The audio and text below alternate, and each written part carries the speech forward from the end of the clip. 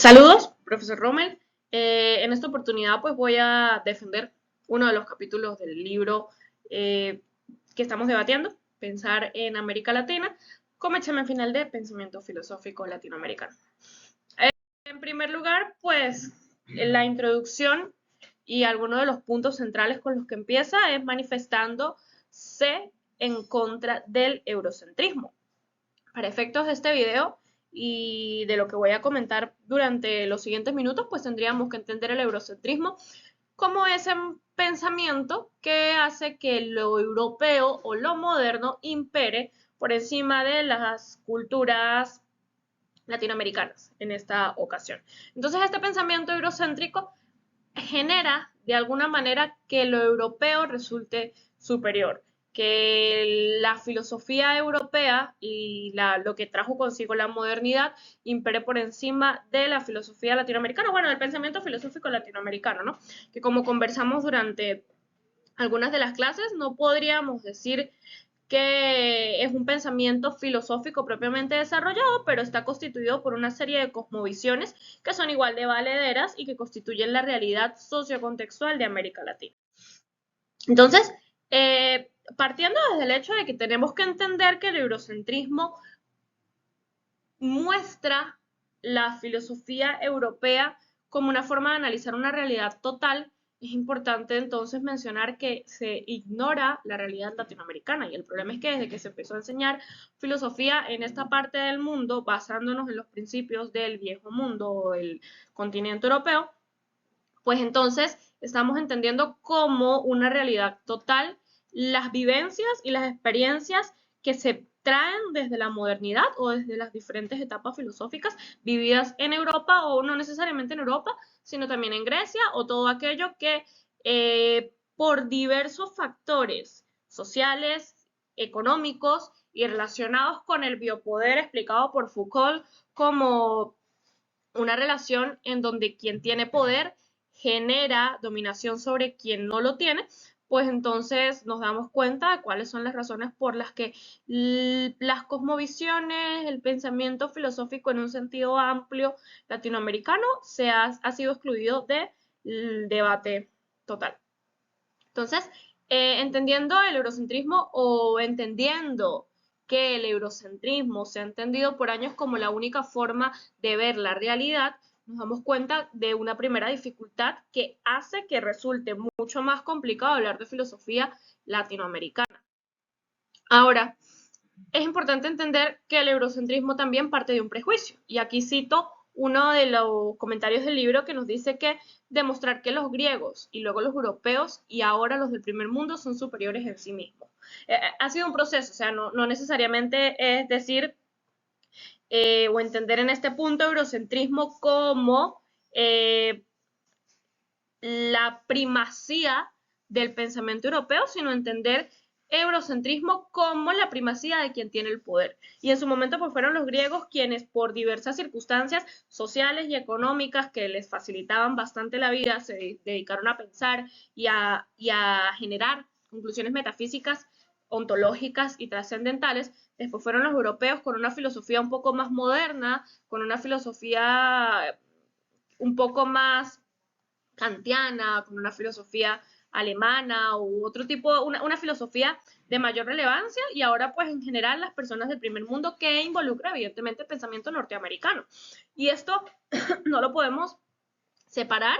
de una esfera económica y de las relaciones de poder o de biopoder que se sustentan a partir de allí. Entonces, la respuesta en Latinoamérica como una forma de superar el prejuicio generado por el eurocentrismo es el desarrollo de la ética de la liberación. La ética de la liberación, la filosofía de la liberación y el historicismo latinoamericano, que son como los métodos o los tipos de filosofía más destacables hasta los momentos de la filosofía latinoamericana. Dentro de esta ética de la liberación, pues es importante mencionar o destacar que se ha tratado de todo un proceso. La ética de la liberación ha sido un proceso que ha partido de la relación del capital y de la dialéctica, el método dialéctico establecido por Marx en un primer instante, ¿no? Entonces, en primer lugar, Para el desarrollo de esta ética de la liberación se ha pensado en América Latina desde estándares modernos y esto lo ha planteado durante años la izquierda latinoamericana. Pensar en América Latina desde estándares modernos es seguir pensando en América Latina como el pueblo dominado post la corona o post la colonización. Entonces, realmente aquí, pues como una opinión personal, considero que el libro, y por lo poco que voy a defender un solo capítulo, pero pues he podido leer quizás un poquito más, realmente el autor lo que está defendiendo es el pensamiento de Dussel, y claro, a la luz de una posible filosofía latinoamericana, pero no está problematizando propiamente lo que es el tema de la filosofía latinoamericana, sino defendiendo o explicando por qué el pensamiento de Dussel es filosofía latinoamericana. Entonces, desde esta perspectiva y para Dussel, la teoría de Marx es una ética porque explica las relaciones de poder que genera el capitalismo en las sociedades y evidentemente pues en las sociedades más pobres, ¿no? Que en este caso sería Latinoamérica, que si bien es cierto no toda Latinoamérica tiene las mismas condiciones de pobreza, si lo comparamos con otros continentes pues Latinoamérica es pobre y no solo es pobre, sino que también es desigual. Entonces, entendiendo Latinoamérica como un pueblo pobre, desigual, con muchas diferencias, la teoría de Marx tiene relevancia. Claro que también entendida desde estándares modernos y formuladas de estándares modernos y desde una visión capitalista de la sociedad moderna, pero tiene relevancia porque basándonos en un punto central de la teoría de Marx, el capitalismo destruye la naturaleza y a su vez también el trabajo vivo. El trabajo vivo entendido como el capital humano, es decir, como los seres humanos que facilitan la tarea de la industria y la naturaleza como el espacio, el ecosistema que se destruye producto de la industrialización. Y la realidad es que en América Latina, viéndolo desde esta perspectiva, en América Latina se ha hecho uso se ha hecho uso desde una relación de biopoder de los recursos naturales que existen en el continente y a su vez de la fuerza de trabajo vivo que existe también para perseguir intereses modernos y perseguir intereses del primer mundo. O sea, en estos momentos, más que hablar de intereses modernos o de filosofía europea, sería hablar del primer mundo en general. Entonces, la solución en esta parte del mundo ha sido pues la ética de la liberación. La ética de la liberación que ha sido algo, un pensamiento y una visión que ha adquirido bastante relevancia y tomando algunos de los puntos centrales encontrados en el capítulo, pues esto es especialmente sobre lo que se trata de hablar durante este punto, ¿no? Y ahora enlazándolo con la filosofía latinoamericana y desde una perspectiva un poco más objetiva, pues para esbozar una conclusión general con la que pudiera cerrar mi intervención a lo largo de la materia, sigo sosteniendo mi misma teoría, aunque lo entiendo y aunque lo veo ahora desde otra perspectiva y me doy cuenta de que también hay muchos prejuicios y mucho clasismo en la manera de entender el pensar filosófico en Latinoamérica, sigo diciendo que de todas maneras no existe una filosofía consolidada como tal. Y quizás hay muchas razones, o sea, quizás más las razones o los motivos van más allá de que somos un territorio relativamente joven, eh, tenemos una crisis de identidad social, somos un territorio pobre, lo que va de la mano con lo que le comentaba hace algunas clases. Considero que somos un territorio pobre a comparación de estándares europeos y también somos un territorio desigual. Entonces creo que hay un montón de factores y un montón de causas que generan que no exista un pensamiento consolidado filosófico latinoamericano.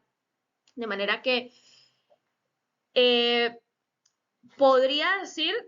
que quizás sea un proceso y que aquí lo conveniente no, aquí lo conveniente es pensar en las realidades de América Latina, pero siempre tomando las bases de la filosofía clásica, no por una primacía o por una superioridad de pensamiento, sino porque las bases de la filosofía clásica han asentado todos los sistemas de pensar filosófico, especialmente en el aspecto más trascendental. Y por supuesto que el pensamiento y la filosofía latinoamericana o